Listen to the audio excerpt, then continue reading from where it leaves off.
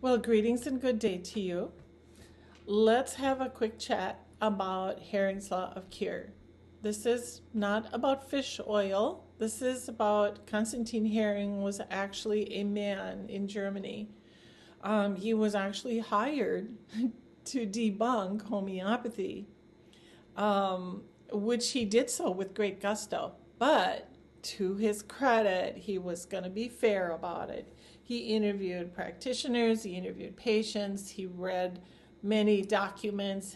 He read the Organon, of medicine, which is what they call the homeopath's Bible. It's an incredible treatise on human disease. It's absolutely brilliant. So, so this is what Constantine Herring did. Eventually, he was in a cadaver lab at his medical school, and he got an injury to his hand, some sort of a finger injury, and it turned gangrenous. Yeah, no wonder, right? So it turned gangrenous, and he knew all the best doctors in Germany because they were his teachers. They were all recommending amputation. Not exactly something he was fond of. So he said, well, why don't I just try a remedy? Which worked. He kept his finger, resigned his position. Those were the days when people had integrity.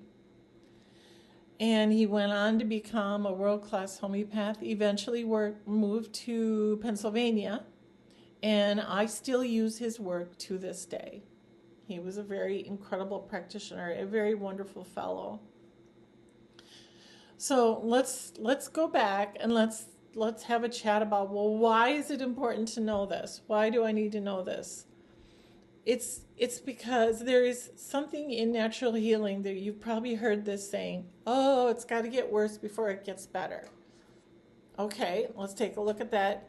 Yes, this is true, but on the other hand, we need to understand the boundaries. What are the bumpers to this? What is the meaning of this? Where's the start and the end of this? So this is what we're going to talk about here.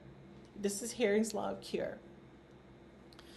I was about 10 years into practice, kind of starting to feel a little more comfortable with what I was doing. And so one day I thought, all right, I got to have it out with this Herring's Law of Cure thing. Is it a quaint little urban legend, or is there something really here that I should understand? So I took a little piece of paper. I'm a visual learner. So, okay, first I've got to memorize it. So I took my piece of paper and I drew a stick figure. And then as I was reciting Herring's Law, I drew arrows. So let's start. Herring's Law of Cure is true healing occurs from the head down, from the inside to the out, from the most vital organ to the least, in the reverse order of which it appeared. Okay, so, all right, so now I take my little stick man and I grab my pencil and I start. Okay, true healing. What is true healing? What do we mean by that? True healing is what we as homeopaths want for you.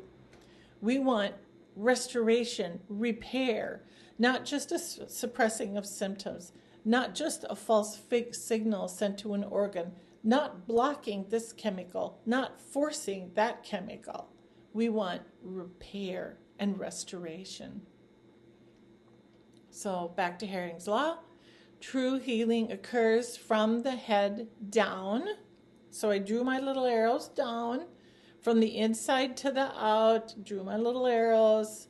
Most vital organ to the least. Oh, what's the most vital? Well, I would say brain. That's pretty essential. Spinal column, that's kind of one and the same. Well, I would say heartbeat. I mean, I think the pro-life posters say we have a heartbeat at 17 days old. And then I thought, so I drew my little heart on my little stick man, and then I thought, well, lungs too. I mean, without air and oxygen, wow, that's not long. It's not long. So I drew my little lungs on there. And then I looked at my picture and I just sat back. Now, wait a minute. Why does this look so something? What is it about this, what I just drew here? That something here is, what is this? And the more I thought, at the picture I drew, I thought, well, isn't that the cascade of events that form us in utero? Isn't this how the cascade of life starts out and continues? Well, would me being born, putting my head down, going out a tube, would that change this? Oh, I don't think so. Would a car accident change it? Well, yeah, a car accident could break it, but is this the cascade of events that sustains my life from the very first cell to my very last day? And I thought, well, sort of seems that way. So then my next question is, okay, so if this is true, can we use this to see whether I'm going in the right direction or the wrong direction as I'm trying to restore my own health? Is that possible? And I thought, well, that's an intriguing thought. I didn't know how to answer that. So next, there was one more dynamic from the most recent to the most distant in the past, for the most past. And I thought, I don't know. I can buy the first three pretty easy. That they really make sense. That makes sense. But this last one, I don't know about this one. It feels a little woo-woo-y to me. But you know what? I'm willing to learn. I am willing to watch and listen as people talk about their healing journeys. Might be. So the great adventure begins, and Dr. Brad and I, we start kind of looking at this kind of together, him in his world, me in my world. And as time went on, we really had some really interesting observations happen. For one thing, the one that seemed to be the most clear to people as they're undergoing this health journey is the last one.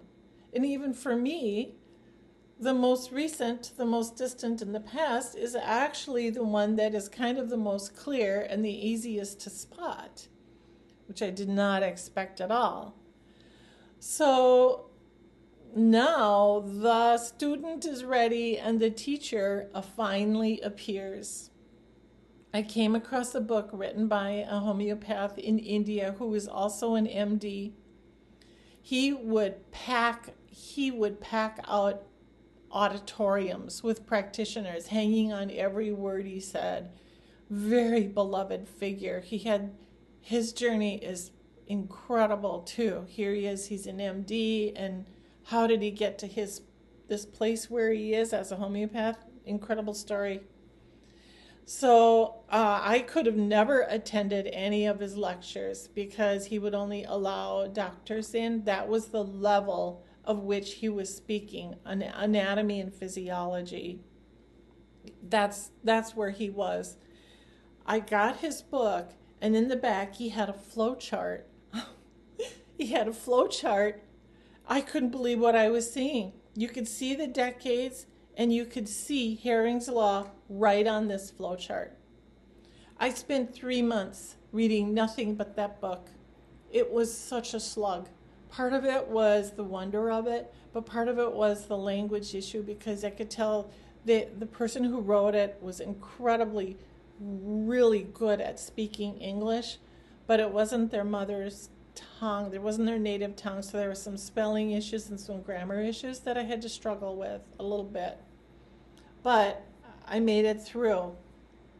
And now, after all these years, I think you can take Hering's Law to the bank. Not that it's always clear, not that it's always easy. I mean, so sometimes you will hear us say, looks pretty clear cut. Hering's Law in action. Just hang in there. Let the body work the bugs out. You're on a good path. The other thing you might hear is, oh, there are some signs of it, but I don't know. I don't know. There's not a big volume of it, so I don't know. I guess we'll just have to wait and see, and very respectfully allow the body the privilege of working out its own bugs. And then there are other times where you will hear us say, no, it's pretty clear. I think we better try different let's try a different tact because it doesn't seem like it's going the right direction. So that is what Herring's Law of Cure is. There are a couple other things that I do use to additionally evaluate, but I'm going to keep those to myself so that I can remain the unbiased observer, so that I can remain honest and objective and give a really clear and true evaluation when we're trying to figure out where you're going. So I think that covers everything about Herring's Law of Cure. And as usual, good luck in all of your endeavors and hang in there. Hang in there. It can be a long haul, but the thing with natural healing is when you do get that restoration, it's far more permanent. It's far more solid than just suppressing symptoms here and there. It's a big difference. See you later.